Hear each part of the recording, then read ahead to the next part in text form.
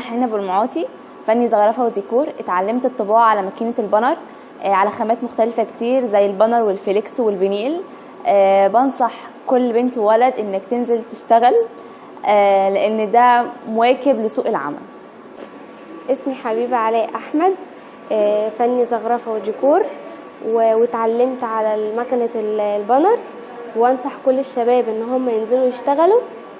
انا هادي اسماعيل من قسم زخرفة وديكور، واتعلمت على مكنة البانر وبنصح البنات تشتغل. اسمي كنزي محمد، قسم زخرفة وديكور.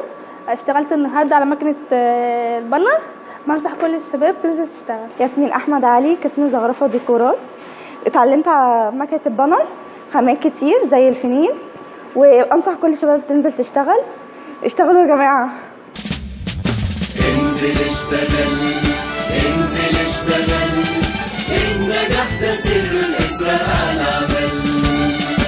انزل اشتغل، انزل اشتغل، النجاح ده سر الاسرار على العمل. صنعة حرفة بدنا هي بتناديك، مطلوب وجودك فيها وبتدور عليك. هتعلى بيها وتصبح بالهمة كبير، وفي النشاط تحقق حلمك والرزق الكبير. انزل اشتغل، انزل اشتغل، النجاح ده سر الاسرار على العمل.